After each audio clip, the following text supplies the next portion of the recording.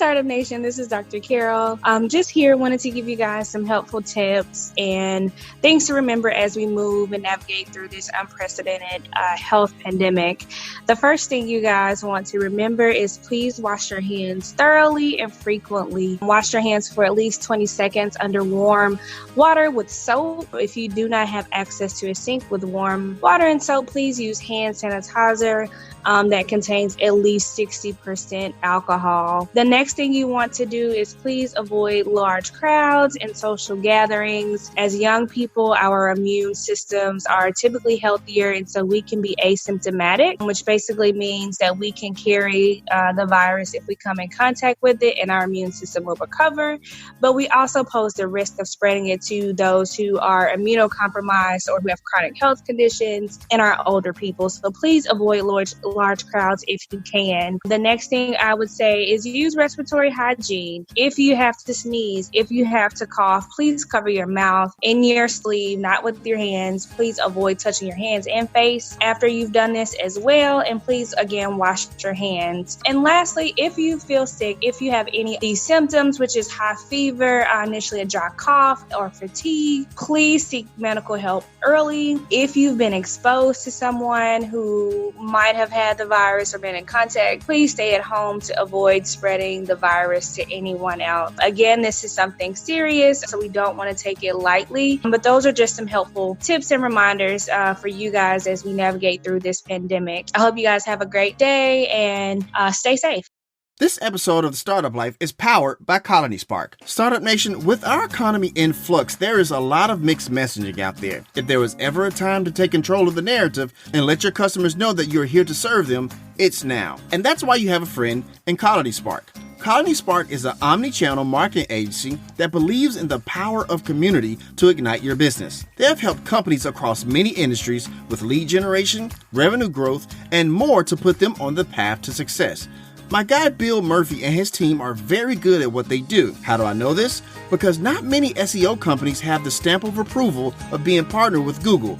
Yes, that Google. So I want you to go to www.colonyspark.com/startup to schedule a meeting today. In that meeting, you will review your current marketing activity, receive actionable advice on how to pivot and grow, and ask any marketing questions you may have on navigating over the next few months. Look, Startup Nation, I know things may seem uncertain right now, but if you are looking for a business partner that can help light the way, go with Colony Spark, where they firmly believe in business helping business. The Startup Life is powered by Ladder. Startup Nation, as an entrepreneur, you are the engine that powers your business. We have had many entrepreneurs on the show, from those that played Division II basketball, quite a few Ironman participants, and even an NFL quarterback. And the one thing they all have in common is that they know getting early morning workout wins leads to business success for the day. However, it's super important what fuel you use for your workout to get that early morning success. And that's where Ladder comes in. Ladder is a sports nutrition company founded by LeBron James and Arnold Schwarzenegger. Unlike other supplements, every batch is tested by a third party that is trusted by all major professional sports organizations, including the NBA, NFL, MLB, and more, to verify the highest standards for quality, but more importantly, safety. Ladder's goal is to help you unlock your best in any situation. Right now, that means access to special offers and expert advice from their community. Personally, I like superfood greens. Not only does it include the most essential nutrients that are hard to get in your diet, like magnesium, zinc, B vitamins, and vitamin D, they also included the Rodelio root, which helps keep you healthier when stress is high, but also it helps support immunity according to many studies. Use code BETTEREVERYDAY for 30% off everything site-wide at ladder.sport. That's BETTEREVERYDAY for 30% off at ladder.sport. So maybe you're not trying to be a 4-time league MVP or a 7-time Mr. Olympia, but you still need the tools to elevate your health that elevates your business. So go with Ladder and prepare to get better every day. It's time to be about that life, the startup life. Here's your host, Dominic Lawson. All right, Startup Nation, so I hope you're ready to receive some value today. My name is Dominic Lawson, and this is The Startup Life, the show for entrepreneurs and career-minded professionals. And you know, Startup Nation, everything going on around us, you know, there's a lot of a panic and a lot of chaos around us. But sometimes there may be opportunities within the chaos, which is why we have a fantastic guest for you today. For sure. He is a New York Times best-selling author and one of the world's top innovation keynote speakers and management consultants. He's also the CEO of Trend Hunter, the world's #1 largest, most popular trend spotting firm with more than 2 billion views and 3 million fans. Also cooler than his fellow Toronto native hip-hop star Drake, and we're going to talk about that a little bit.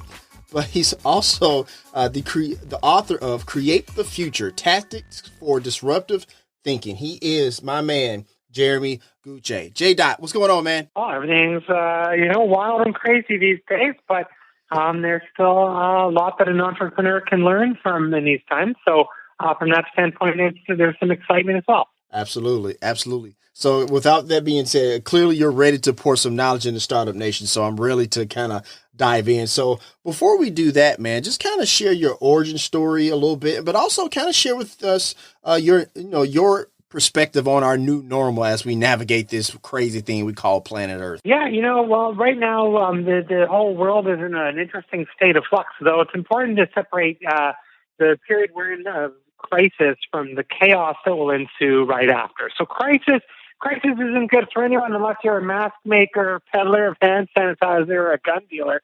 But after this time period, we enter a period of chaos, and chaos creates entrepreneurs.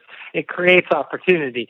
When you think about the Startup Nation and what your tribe is motivated by, it's recognizing new opportunity. And actually, that's what periods of chaos do. So if you look back into historic times, I'll give you a list of companies started during time periods of global economic recession. And that list is way longer than what I'll say now, but it includes Disney, CNN, Apple, Patagonia, GE, Fortune Magazine, Burger, FedEx, Microsoft, NTV, IBM, HP, Merck, Pinterest, Uber, Airbnb, Slack. It goes on and on and on and on. Right. And the reason is that in these periods of chaos, the deck gets reshuffled, the leader changes, the rules of the game get altered. And if you're nimble and you're quick as a startup entrepreneur would be, then you can capture the new consumer needs and you can thrive. Absolutely. I love all of that. And I hope you took note of all of that, Startup Nation. You definitely can thrive when it comes to times like these and stuff like that. So I appreciate you sharing that. So before we dive into the book, man, when I was reading the book, you kind of shared with us a little funny tidbit, about you and Drake and how you're a little bit cooler than him. Kind of explain that a little bit, Jay. What? Me? No, I'm not cooler than Drake. What do you mean? Yeah, you are, man. I think my mission is a little bit different. It's trying to empower entrepreneurs and recognizing that times like this are actually when an entrepreneur can shine. It's not always easy to lead and to pick yourself up from the dust in a time period of crisis and think about it. But when we get into chaos, it is a really cool opportunity. There's an interesting story I'll give you that I always think is a neat motivator. Sure. It's that Fortune magazine was started just 4 months after the 1929 Wall Street crash. It was started during the Great Depression, and it was priced at $1 an issue, which at the time was the same price as a World magazine, more than any magazine had ever cost in history. Yet, despite that, they ended up during the Great Depression as a luxury business publication with 500,000 subscribers and $7 million of modern-day profit. It doesn't seem possible, but what happened is that in these times, the rules change, and Fortune offered a glimpse behind the boardroom doors that might explain how America ended up in the situation it was in and when might we emerge. So put differently, Fortune simply offered a new answer to a new consumer need. So that's the cool thing. I think the cool thing is that in these time periods where everything gets shaken up, that there are opportunities to figure out how to actually evolve. Absolutely. Thank you for sharing all of that. Dive into the book. You talk about, finding those opportunities, but you also talk about how sometimes the market leader can get kind of complacent and they kind of dismiss the little guy. We had a guest on the show a few weeks back where he talked about in the shaving game, you had, Gillette going after Bic or Schick or whatever it was and stuff like that, when you really should have been paying attention to Dollar Shave Club. So when we look at the market leaders and stuff like that, how come they just kind of say, you know what, that's cute and all, but like they'll never go anywhere. What's up with the market leader when it comes to that? Yeah, I mean, the thing is, success leads to complacency. And on a simple level, if you're the market leader, then you try and preserve and protect what you have. But when I sort of explain it as a metaphor, well, we study a trend hunter. We've done an assessment. We studied tens of thousands of business leaders and entrepreneurs. And we'd like to portray in the simple little notion of the hunter versus the farmer. So 1 million years ago, you and I were all hunters in an eater-be-eaten world. And that means that we're still able to channel that hunter instinct to adapt and find what's new, especially when everything's changed and maybe in a time of chaos. But as an entrepreneur, you can hunt what's new. The problem is that 10,000 years ago, people became farmers. And once we learned how to farm, anywhere that happened, populations thrived. We could plan for winter, we could preserve and predict. But what that also meant is that we became farmers. And after 10,000 years of evolution as farmers, we are pre-wired to repeat and optimize whatever led to last year's harvest. So you need a little bit of hunting and farming to succeed in business. But what happens with the big companies, the big dogs, the big successful incumbents, is they overly start relying on farming. They put in rules, policies, procedures, brand standards, and all these things to protect the status quo. And when the status quo changes, like in a time period of chaos, the large companies can adapt. Or when a new innovative invention comes about, the big incumbent doesn't know how to see the potential in that idea because it's too caught in preserving and protecting what it had before. And in short, what I like to think about is that we get caught on the path that we're on, whether you're an entrepreneur or a big company, and we try to protect our path.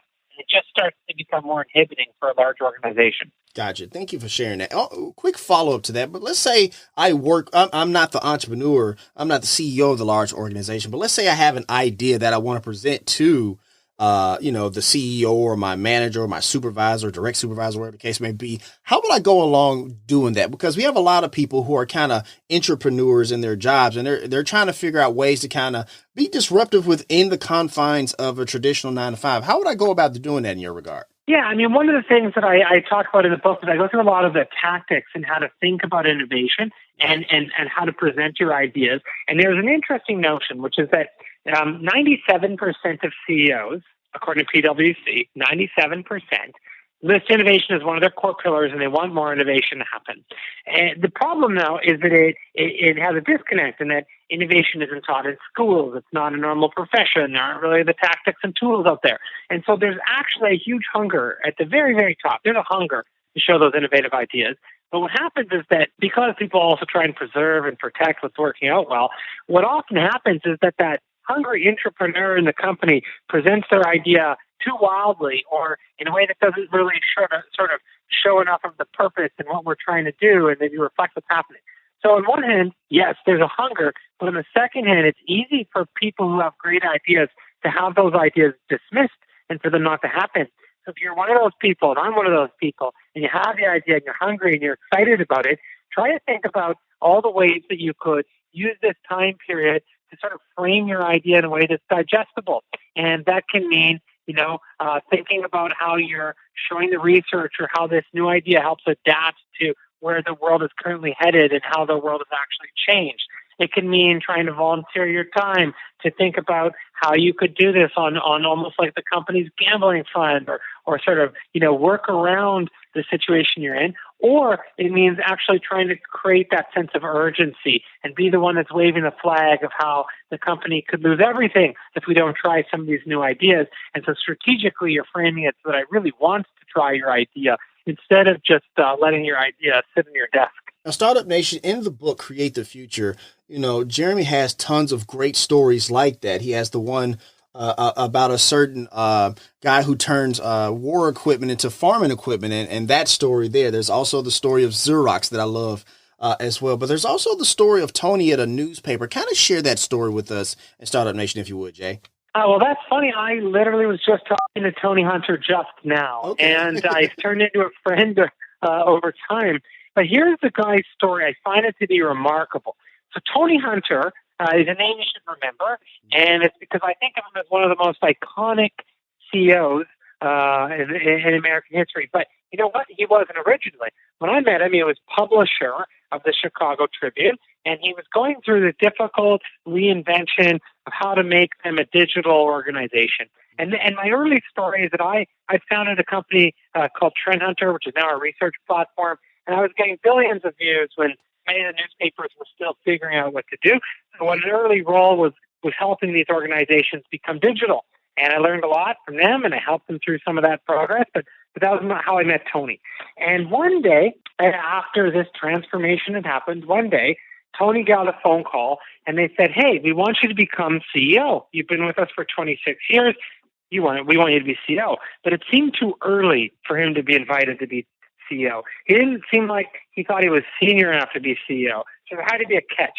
And the catch was they wanted him to, A, become CEO, B, lay off 20% of the workforce, many of the friends he'd worked with for his life, his career life, and C, they wanted him to declare bankruptcy. So in other words, they kind of wanted him to be the fall guy, and then after that, sure, turn the paper around and see if you can figure it out. But it kind of sounded like the other part is just they're picking him as a fall guy, and he's going to do the dirty work. And, you know, it didn't seem like what you'd want to say yes to, but put yourself in his shoes. This paper matters. That's a huge opportunity, and it's a difficult thing, and maybe he can save it. And if he doesn't, what does the other person do? So he took it on, and then he went through all the different efforts of trying to figure out how do you actually turn around a colossal organization. And he realized that it's almost all about culture and thinking of the tactics to help people make change happen. And that's what I was privileged to work with him on, thinking about all the ways to get people to see the importance of urgency, to try new things, to use a different language in terms of focusing on the consumer and simplifying the plan of what they needed to do. And we went through a lot of workshops where we tried to force the discussion of competing alternatives, do the opposite of what people expected. And a lot of my methodology and a lot of what I put in Create the Future would be about the patterns that happen in time periods of chaos. And one of the 6 most powerful patterns is divergence, and it's to do the opposite of what everyone else is doing. Absolutely. So in that time period, he saw everybody reducing the size of their newspaper, making the newspaper smaller. But you do the opposite, and what did he do? He made the Chicago Tribune way thicker. And what that meant is if you were a Chicago Wolves fan or, any of the Chicago sort of passionate people, right, suddenly that was the only paper that had the depth that you needed. And so then they absolutely turned around. There's another pattern on reduction where you forget about everything and you just think about where does the money come from and what are the people paying you think about. And interestingly, the money for a local newspaper doesn't come from the subscribers and it doesn't come from the big national investors. It comes from all the local advertisers. And they look at the local ads in your local newspaper, and they're kind of terrible because they're little organizations. They don't have a marketing team or an ad agency, and they're doing their best, but they're also where the money comes from for the newspaper. So the reinvention, the thing that was the key for Tony, you zero in that, you use this pattern of reduction, and you start to reduce what they need. Well, they need their little businesses to grow. So they turned the Tribune from just being where those little businesses put their ads to being a services company like an ad agency that would give those little local companies consulting on how to actually market their business holistically. And what happened was those two actions caused the Tribune to go from bankruptcy to the number one most profitable news organization in America in that particular year.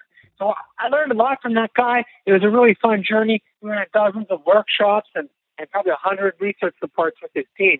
But what I really thought was interesting was watching someone go through the personal challenges Absolutely. Of taking on this cool, exciting promotion, but then having to lay people off and then being forced to struggle and figure out how to turn it around. And he did it. And I was always really inspired by his story. And I thought it was an interesting example of how the chaos and crisis-induced chaos actually create opportunity, and in the end, they really can bring out the best in you. But they also force you to sort of study that chaos and then look for the ways that you can reinvent out of it. Absolutely. Thank you for sharing all of that. I'm always fascinated by stories like that, like people, like in Tony's case, maybe who weren't like groomed and molded to be CEOs, but they kind of get thrust upon with this power and they just thrive and just take organizations to heights they never really kind of thought they would. So I appreciate all of that for sure. Once again, we're talking to Jeremy Gucci, the author of Create the Future. There's a beautiful foreword by Malcolm Gladwell in that book, and there's an interesting story in there as well when you purchase the book.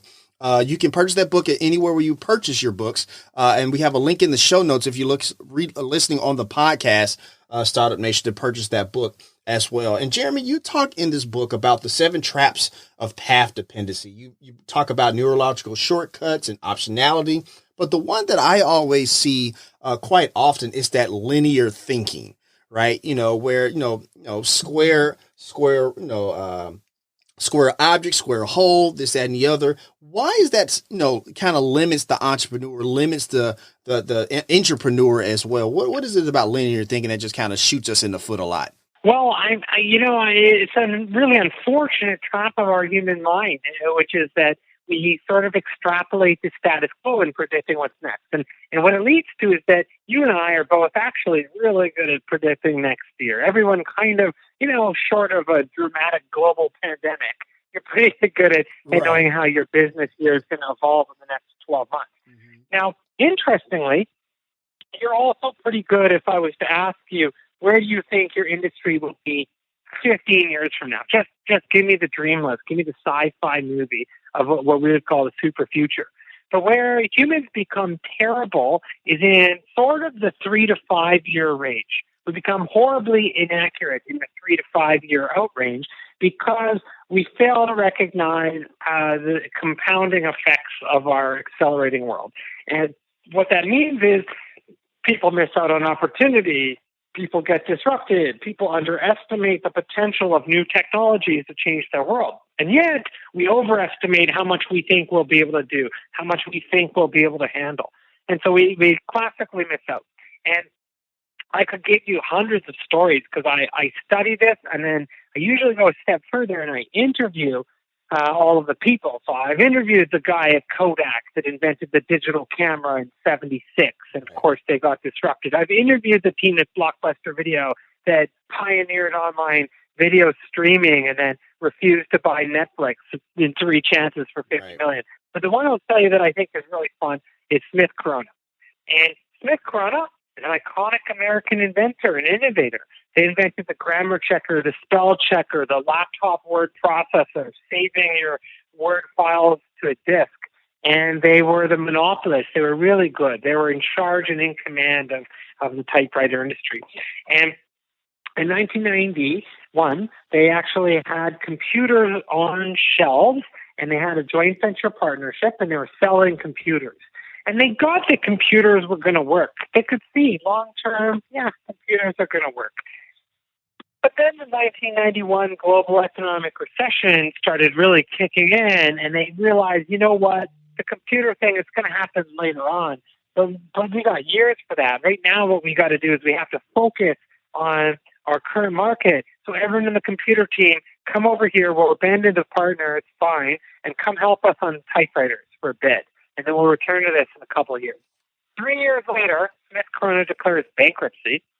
And their joint venture partner, whom they abandoned, Acer, goes on to become the second largest PC maker in the world without any Smith Corona's help. And there's a lot of other stories like that. Right. But what the interesting note in it is there they are. They have all the information in the world about typing and word processing, and they're an inventor of computing, and they're one of 100 similar types of companies who then gets totally disrupted because they forecast that the thing would take longer. So there are a lot of tactics you can do, but I think a simple notion, just a really, really simple thing, is to recognize that we're absolutely terrible at predicting 3 to 5 years out. So forecast your super future, what you think is 10 years out, and it's probably 3 to 5 years. It's probably closer than it. For sure. You also talk about, in your book, when you do professional development with the groups and stuff like that, this activity called Dystopia versus Utopia. Kind of share with us a little bit about that, if you would, Jeremy. Yeah, so I have done more than 1,000 workshops, maybe 720 keynotes now for several hundred organizations. And I learned a lot from each one, but I battle tested a lot of workshops, which I sort of wrote up and create the future that you can do for yourself. Right. And a favorite one, if you've ever found yourself in the situation where you're trying to break free from your thinking or really prioritize what's going to change your industry, or if you're trying to get buy-in from your managers and your team, a really fun exercise that's actually quite powerful is one I call Dystopia versus Utopia. And the way it works is that you sit down in a group of people, or you got like 100 people in a room, all tables of 5, however you want to do it. And you can try yourself too, but it's funner in a group. But you imagine out, what do you think would lead to a dystopic future for your organization? And by that I mean, imagine 5 years out, your world's fallen apart and things aren't working. But the catch is, the rule is, don't think about things out of your control. Nothing about a pandemic, no crazy election stuff, no aliens, just more simply, what do you think would cause your organization to be irrelevant 5 years from now? Is it not attracting the next generation of talent? Is it not adapting to your consumer, not testing enough, not keeping up with your competitor? But come up with a list of what you actually think would be the 5 things that lead to dystopia. Then do the opposite. What 5 things would lead to utopia? If you have a big group, split the group. Have one work on utopia, one work on dystopia. But when you come back together and share, what you'll start to notice is it's often very similar things. Hey, we either solve the attracting of young talent or we don't solve it. And that exercise really reduces you down to the most important areas that you need to think about and focus for innovation. The second takeaway is that it creates a different sense of urgency and alignment, because then everyone realizes, I know I have 10 things I want and you have 10 things you want, but if we start thinking about what destroys us or enables us, wow, there's really only 3 things we really got to figure out. And the third thing it does is it creates a sense of urgency, because you start to realize, wow, our dystopic world happens if we do nothing. Dystopia, it just happens if we don't move. And utopia, it actually requires a bit of work.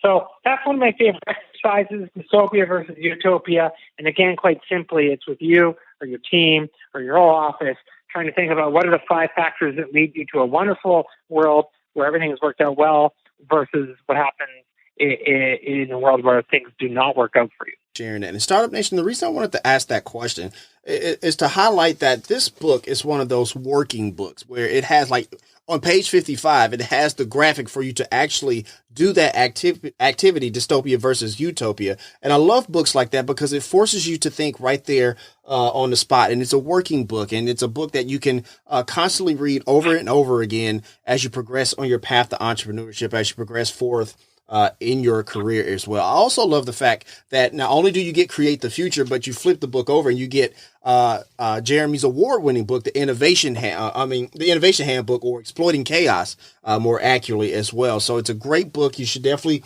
pick it up, Startup Nation, for sure. All right, Startup Nation. So we're going to go ahead and take a quick break. We got to pay some bills.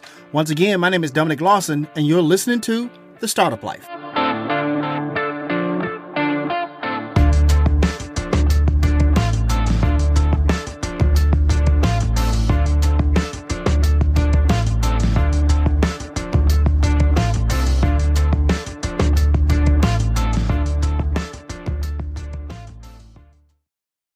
The Startup Life is powered by Ladder. Startup Nation, as an entrepreneur, you are the engine that powers your business. We have had many entrepreneurs on the show, from those that played Division II basketball, quite a few Ironman participants, and even an NFL quarterback. And the one thing they all have in common is that they know getting early morning workout wins leads to business success for the day. However, it's super important what fuel you use for your workout to get that early morning success.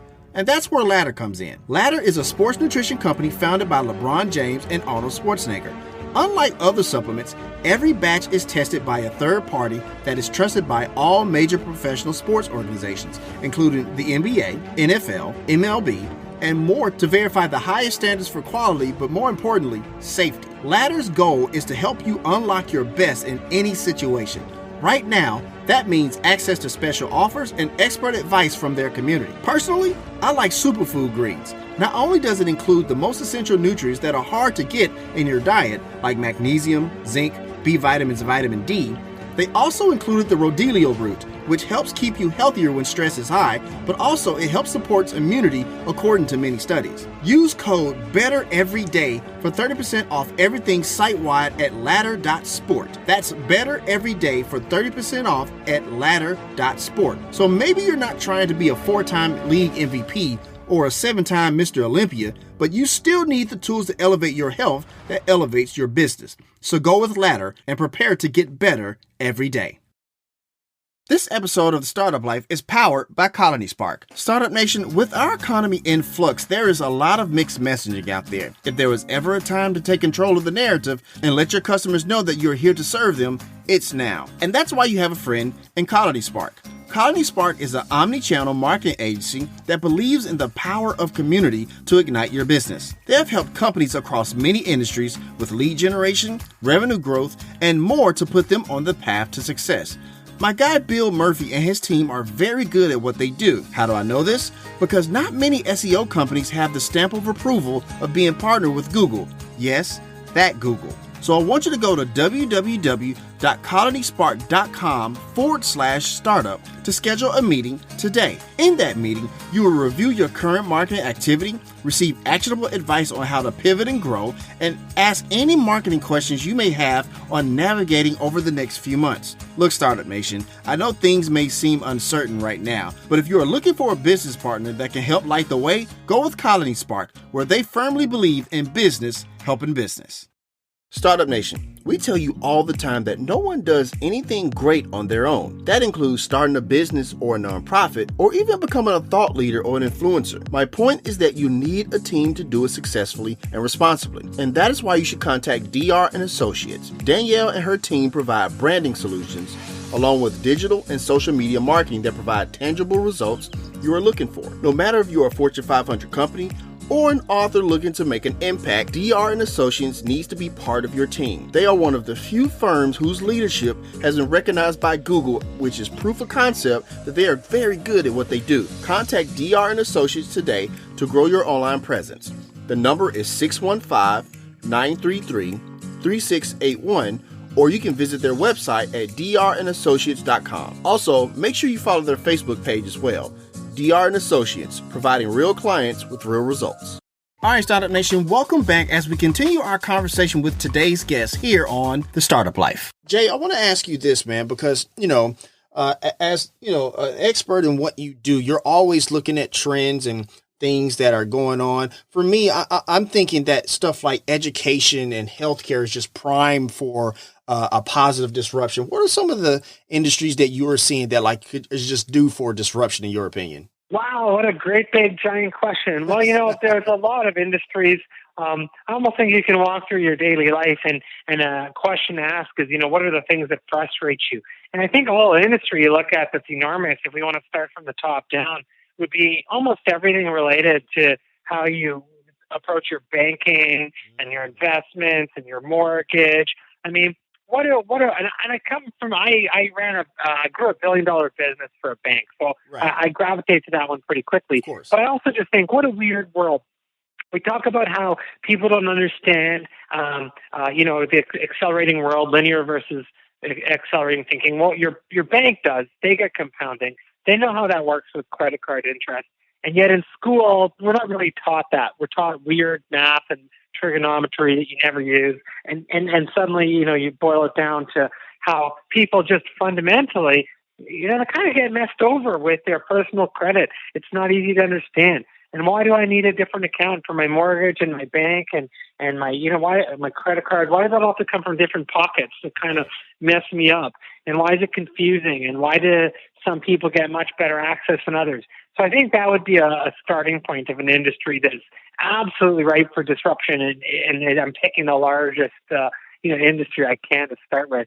And it's different than other industries like hotels and Airbnb and cars and taxis and Uber, where we've already seen some of this happen. Media, you've seen what's already happening with, first blogs and now social media. But I would pick banking as my number one for you, where there's different people doing things, but nothing's really changed the world yet. Absolutely. Thank you for sharing all of that for sure. So, Jeremy, if you would, man, just kind of talk about your company, your website, Trend Hunter, and how it fosters creativity and innovation and how people can check it out. Sure. So today, Trend Hunter is the world's largest database of cutting-edge ideas, the largest trend site. We've got about 500,000 articles, and it's pretty fun. It's inspiring in any category. And the story, though, is kind of interesting to note, which is that I always wanted to be an entrepreneur. I wanted my startup. I wanted to be part of that startup nation as well. Absolutely. But I could never really figure out what it is. And I think so many of us are entrepreneurs at heart for so long, just desperately looking for what's that inspiring idea. And so in 2005, which was before YouTube, before Facebook, I started coding up Trend Hunter as a crowdsourced platform for people from around the world to share business ideas. And they could be in fashion, design, tech, pop culture. But truthfully, I thought some Trend Hunter somewhere, maybe a Trend Hunter in Europe or a Trend Hunter in South America, would submit a little idea that would inspire my own. And what I didn't expect is that there's so many of us looking for inspiration. Probably, every entrepreneur listening to startup that's part of the Startup Nation as well. And so a lot of us started banding together, and traffic went from thousands to millions to billions of views. Now, the interesting part is, as I noted, I ran analytics and a business line for a bank. So I built it in a very nerdy way, like a giant focus group to study what people were interested in. And that was, again, for me to find my business idea. But eventually, the idea for the site to pay those bills was to turn it on its head and use all that information and insight to be much more predictive about trends and what's next. So it sort of is a market research tool. So Trend Hunter is still an awesome tool for entrepreneurs to find all of your inspiration, and most of the tools are all free. But on the back end, the bills get paid because the big dogs, so several hundred brands like Disney, CNN, Net, I don't know, just pick a major brand, Coke, Pepsi, Samsung. We would work with them on the back end in order to help them do their market research about 20 times faster. Cool part, though, for a startup is that we're actually sort of liberating and leveling the playing field by giving you access to the same sort of tools that these world-leading, innovating companies are using. So trendhunter.com is full of inspirational tools that you can use to find your next big idea. And we have that link there in the show notes for Easy Access Startup Nation if you're listening to the replay on the podcast. Quick follow-up, Jeremy, because you talked about a Trend Hunter in other parts of the world and stuff like that. Talk about that collaboration and why that collaboration piece is so important when it comes to innovating, creativity, and disrupting and everything else. Well, creativity is distributed evenly throughout the world. Opportunity is not. That's and it's sort of unique. And I did just some quick math the other day, and it's kind of fun. I think I ended up putting it in the book. But it was that if you took a look at the rise of literacy and the rise of people who can speak English and the rise of internet connectivity, and you compared today versus 2000, which isn't that far ago, you would find that there is a 15 times increase in the number of internet-connected English-speaking people. That's wild. And what it means is that your next competitor, your next customer, your next collaborator, your partner could be from anywhere in the world. So I think about how, like my favorite trend on Trend Hunter is something I call instant entrepreneurship, which is that you could more instantly become an entrepreneur than ever before. You Absolutely. Could 3D print and use Kickstarter, all this stuff. But it actually applies everywhere. And if there's 15 times more English-speaking, internet-connected people, then your competitor or collaborator could be a kid in India, or it could be someone in Paris. It doesn't matter. And so I think that's one of the most exciting things to think about when you think of the next decade of entrepreneurship. Absolutely. Thank you for sharing that. It's funny you mentioned that instant entrepreneurship, because when we talked to Mark Randolph a few weeks ago, the co-founder of Netflix, he talked about how in his day when it built Netflix, it took him 6 months to build the site and get the e-commerce part set up. But his son, who set up a website and a company in a matter of a weekend, he could have created Netflix in a matter of weekends. So it's funny you mentioned that. But you're absolutely right, though. It's so easy to kind of dive into the entrepreneurship space in this day and age, given everything that's kind of at our disposal for sure. Startup Nation, if you were to Google Jeremy Gucci in YouTube, you will have these amazing videos that he creates and giving keynotes and stuff like that. But one of the things is, I saw two of them when I was doing my research and prep for our conversation, and I was entertained all the way through. I watched two of them, the 30 minutes apiece, entertained the whole way. Jeremy, kind of talk about your teaching style, your speaking style that just resonates with so many people. Well, I one time here's the thing. I think that you need to combine energy and lesson. And I once had a CEO call me an intellectual can of Red Bull, which I now sort of use as my brand on the website. But I totally co-sign to that, by the way. Totally co-sign to that. But go ahead, I'm sorry. Well, I try to aspire to live to that, because I think that the intellectual part of the intellectual can of Red Bull is the idea that you need to be provoked and get lessons and takeaways. And so often I'd watch a keynote speaker and think, that was inspiring, but I don't know what to do when I get back to my desk. Like, where's the takeaway that I actually do? I feel good, but I don't know what to do. Like, what do I get from this? And then on the other end, I would see so many speakers or think of so many teachers that are like the 80-year-old university professor, where they might be telling you something absolutely brilliant. It's true. But, like, I'm just not engaged, and I don't know. I'm trying my best. I'm like, what's happening? And if you're at a conference, you're in a room of 1,000 people hungover from the fun night before. So I've always tried to push the other way, which is, how can I make you laugh, engage you, and just use sort of stunning visuals and examples that surprise you and delight you, and then just cause you to have memories of a story that you would never forget, so that you remember that business lesson. So that's what I push on. And I got a bunch of keynote videos. If you search for Jeremy Gucci online, or you go to trendhunter.com, you can find probably half a dozen of them that are all about half an hour about the super future, getting better at adapting to innovation, disruption, and all those sort of topics that we've been talking about today. I heard that. With that being said, you have a video about AI. Kind of share with us, your opinion, your perspective on AI, and how we're trending towards using it more and more, and its uses in everyday life. In your opinion, where do you think we're heading with AI? Is what I'm basically asking. Sure. Yeah, so at Trend Hunter, we advise Google, Microsoft, Samsung, Cisco, all sorts of brands that play in that AI space on the cutting edge of the forefront. Right. So we really live that and spend a lot of time in it.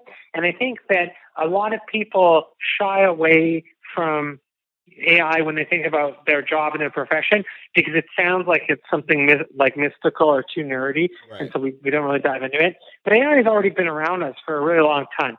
So your Google News feed, your optimized Google Map to get home, your social feed on Facebook, your swiping right or left on Tinder, all this stuff is AI, except we just don't call it AI once we've been doing it for long enough. Then it just becomes whatever it is. So starting point would be, don't really be intimidated by it, and more simply think about it as the dramatic acceleration of computers to get us to solutions faster. And what I think is interesting is that this acceleration is starting to get better and better in a way where different worlds, different markets are colliding, and we're able to really amplify how quickly we can develop new products and ideas or solve problems. And it's worth a dive in. I tried to, in Create the Future, simplify it a little bit more and give people some constructs to think about how it will change their world when you start thinking about how you interface with your computer, advances in mind reading, which sound weird, but they're already here.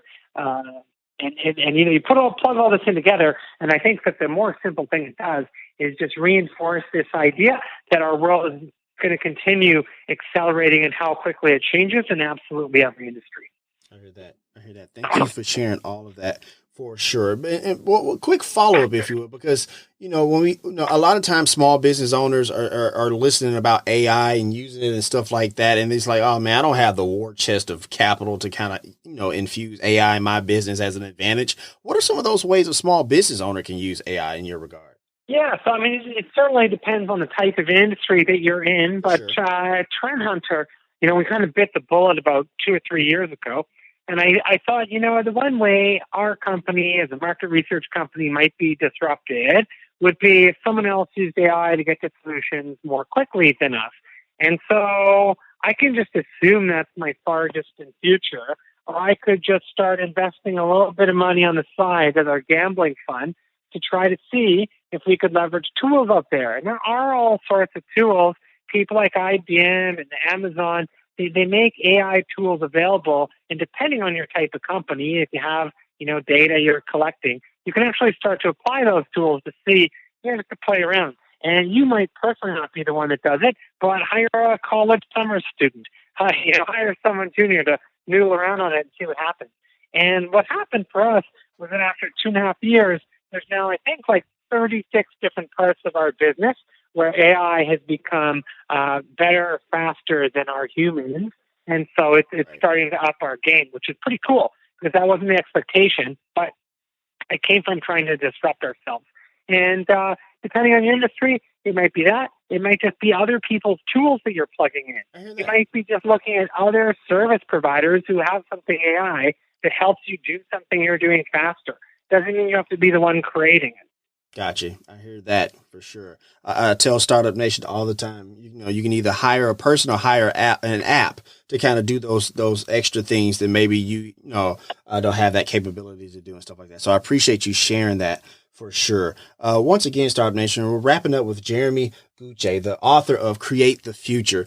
Jeremy, you've had this amazing run. You have the award-winning book, you have Keynotes, and this amazing company and stuff like that. And you talk about your dad a little bit in the book as well. Just kind of share with me, a little bit about what you learned from your dad and how proud he would be, of you today. Yeah, my dad was a sort of wildly dramatic entrepreneur in terms of his ups and downs. Right. And I had written about him in my last book, Better and Faster. And you work on a book, it takes you 2.5 years, you hand it in, and you kind of get your editor's feedback all at once, Right. 2.5 years of work, feedback all at once. It's actually kind of weird when you think about it. You're not getting it week by week. And so I'm waiting for the call, and I pick up that call, and I get my editor on the phone, and he goes, yeah, I really like page 86. A little quiet. I was like, wait, what do you mean? Is that all you like? And he goes, no, why do I got to read till page 86 to hear the story of your dad? And then I look at it and I think, wow, this explains everything about you. Right. And, why didn't this come up earlier? You need to fly home and interview your dad and then, rewrite the book, integrating his story into it. So I flew back, I interviewed my dad. I asked him all these questions about how he was a boy entrepreneur. Right. And I had a great weekend. And 7 days later, unfortunately, 7 days later, he had a heart attack and he died. Right. And, that's a terrible moment for any of us when your parent dies. But, now it's 5 years or so ago. And so when I look back at it, I think about how would I want to spend the last weekend with my dad if I knew it was the last weekend. And the answer is that I would love to interview him. And that's what I got to do. So I feel very, very fortunate that I was able to do that. And, at the end of the day, I learned some crazy stories. So the simple one that frames up a lot of, what I became with Trend Hunter is that when he was a little kid, he was born to a poor immigrant family. And they didn't have much, but they always ate well because his mom was a cook. So one day he is in the grocery store with her, and they're very poor, and he's walking down the aisles. He's 8 years old, and he sees it, the Kraft Philadelphia cream cheese. Looks so good. And so when his mom's not looking, he unravels it and smushes it into his face. She sees him. She's mortified. She doesn't know what to do. Her son's stealing the cheese in the store. Oh, my God. She grabs him by the neck, marches him over to the storekeeper, and she probably doesn't really know what she's going to say. This is my Oma, my dad's mom. Doesn't know what she's going to say, and then she just goes, I caught this kid stealing. Isn't that your kid? Beside the point. And they sentenced him to a month of sweeping the floors after school. Right. And so he'd finish school, sweep the floors, and it was all, fine and dandy. But by the end of the week, he started noticing this weird thing, which is that at the end of the week, they'd throw away groceries that don't look good enough to sell, but are still good enough to eat. And grocery stores still do this today. But he saw that as an 8-year-old poor kid from a poor neighborhood, and that was weird. So he struck up his first business deal and agreed to keep Sweet Mills Forage forever in exchange for the leftover food that he would cart around to his neighbors to sell at deep discounted prices. And pretty soon he was the first kid on the block with a leather jacket and a BB gun. Nice. And it made his natural expansion, and pretty soon he was selling all sorts of new things for his art. Now, that's one example. The guy's got a much longer story of ups and downs. But when I looked at that, Oralex powers this episode of The Startup Life. Startup Nation, as a podcaster, radio host, and business owner, I know a thing or two about the need for your message to come through clearly to your target audience. The last thing you want when trying to close a big deal over the phone or giving a sales presentation in your conference room is to have the person you are talking to be distracted by either the fact that you sound like you're in a warehouse or an outside noise like a fire truck. Trust me, Startup Nation, I know this all too well from experience. And that is why Oralex has your back. Oralex Acoustics creates professionally tested products that you can trust in a commercial space or at home. Better office acoustics improves intelligibility when video conferencing or generic conversation, reduces stress, and helps build a proactive work atmosphere. From a home studio for my content creators to your office space downtown, your gear performs better in an acoustically treated room. Trust me, you are in good hands with Oralex, as they are the #1 brand in acoustics, providing trusted solutions for over 40 years. Also, you can download the Oralex Acoustic Treatment mobile app in the Apple or Google Play Store to give you specifically designed and instantaneous recommendations for various room types.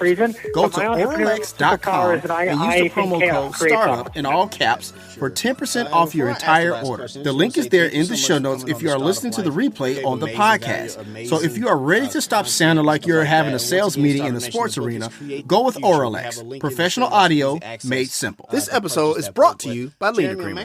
Many of us love to power our morning with a good cup of coffee. However, sometimes we feel guilty because we will have to pay for that cup. Well, let's be honest, Startup Nation, that second cup on the treadmill later, especially when we add creamer. And that's where Leader Creamer comes when you're looking in. For your Gluten-free, idea, sugar-free, lactose-free, but also guilt-free option for your coffee. It uses a combination of coconut oil and natural supplements to jumpstart your entrepreneurial journey for the day. Not a coffee drinker? No problem. Use it as a sugar substitute in your tea, oatmeal, or whatever else you like to sweeten. Go to leadercreamer.com and use the promo code STARTUP15 at checkout. If you're listening to the podcast, the link is there in the show notes. Leader Creamer.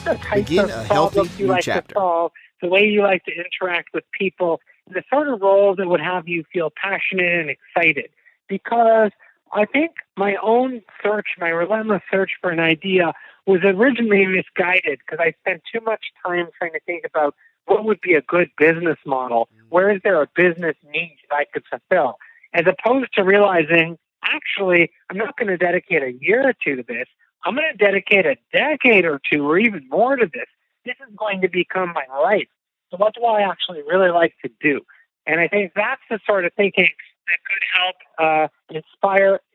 help inspire you to find something that would actually be motivational for you to pursue a passion that leads you to a fulfilling career and a fulfilling startup venture. Awesome stuff. Awesome stuff. And that's going to wrap up our time here on The Startup Life. Jeremy, thank you so much for your time and your energy, my man. All right. Thank you very much and have a good day. If you want to let us know what you think about our show, have an idea for a show topic, or would like to advertise on our show, send us a message on the Startup Life Podcast Facebook page. And while you are there, like and follow our page as well. It's a great way for us to engage with you, Startup Nation, and really grow our community. The link is there in the show notes. Subscribe to the show as it can be heard on Apple Podcasts, Google Play, Stitcher Radio, Spotify, or even on your Facebook timeline or any other platform you like to get your podcast. If you are listening on Apple Podcasts and you find our content valuable, please give us a 5-star rating, as it will help us climb the charts and help more people find our show. You can also listen to the show on the Startup Life Podcast new website. There you will find the all-new startup blog where I write on many topics that are interesting and helpful to you on your path to entrepreneurship. And hey, if you have an idea, be about that life, the startup life.